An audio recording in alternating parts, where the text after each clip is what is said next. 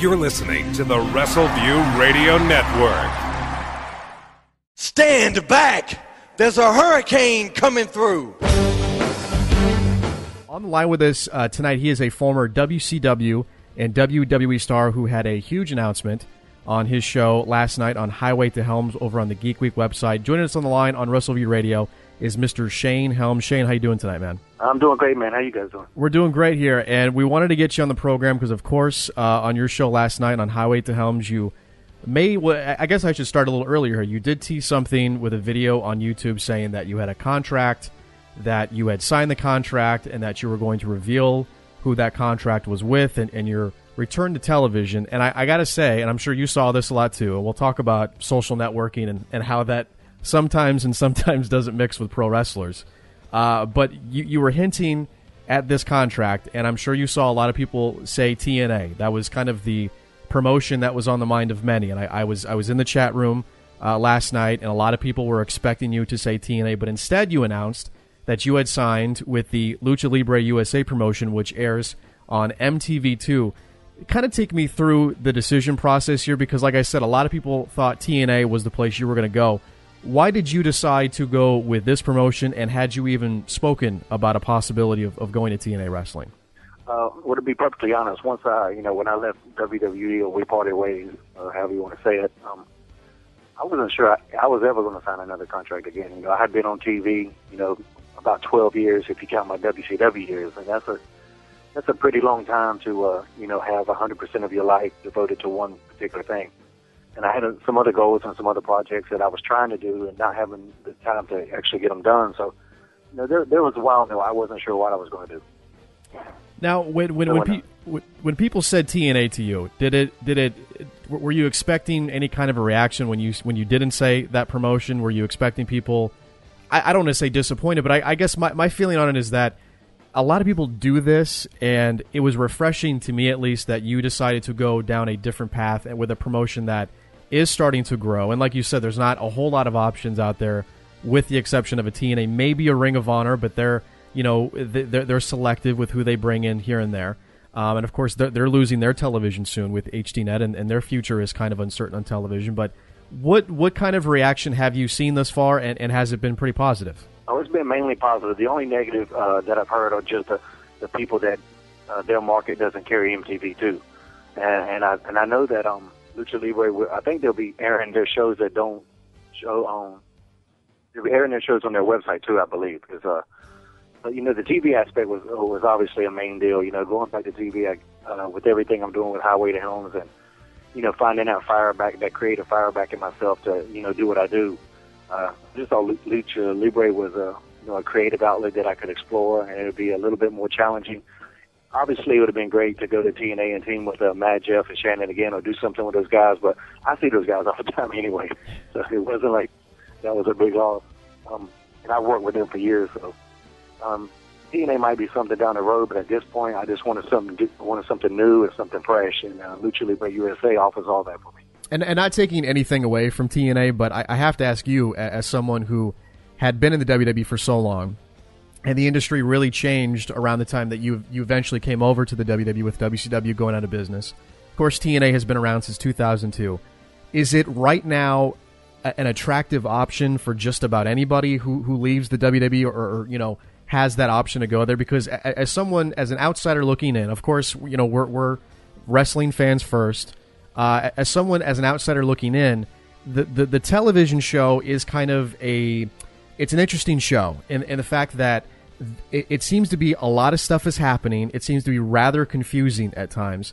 As a wrestler, is that something you factor in that you'll watch the show and think, yeah, I want my name associated with that brand, or is that really even much of a factor if there's just another opportunity out there to perform at whatever level you'd like to perform at? Well, I think if you got pride in what you do, it's definitely going to be a factor.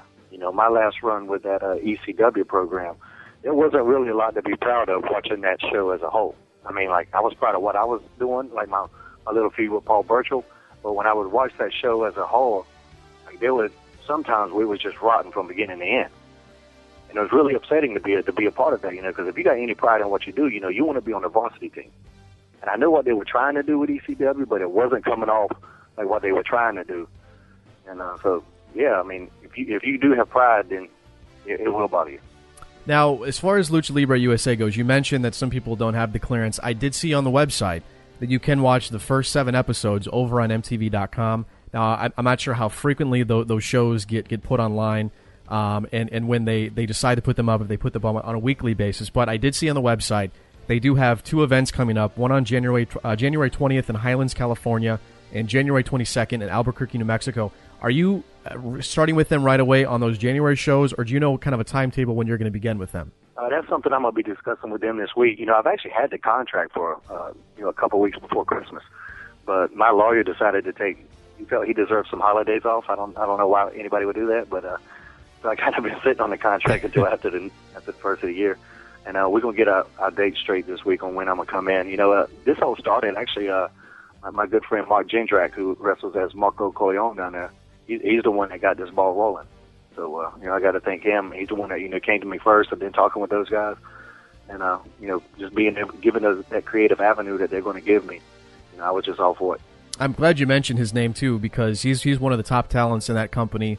Former WWE star Carlito worked a couple shows recently. I know former TNA Knockout ODB stated on Twitter that she is going to be working for the promotion soon. It sounds like it's becoming, I don't want to say it's become like the next, huge alternative, but they are picking up a lot of steam. I mean, it's still relatively young. They've done that one season and they did a whole bunch of tapings, but it's exciting to see that they are gearing back up with more television tapings and they're getting more aggressive with kind of mixing known talent like yourself. Although the Lucha Libre thing, I don't know if you saw the documentary about it where they kind of built up the promotion. I thought they did a great job. I just hope, like you said, a lot of people, have the opportunity to actually see the product when it does eventually come back here very soon. Yeah, I hope so. And, I think there's a way to kind of modernize the Lucha Libre style a little bit so that it'll be suited to American fans, too, because you want to draw in as many fans as you can. So you got to keep that Lucha Libre aspect. But sometimes, and I told the guys that, because I watch Lucha Libre on, I forget the channel, I got DirecTV. It's on one of the Galaxy Vision or something. And half the time, I have no clue what's going on. And I'm just watching because they're athletic guys out there, beating the piss out of each other. But other than that, I have no idea. There'll be like 10 pinfalls in a match, and I don't know what's going on.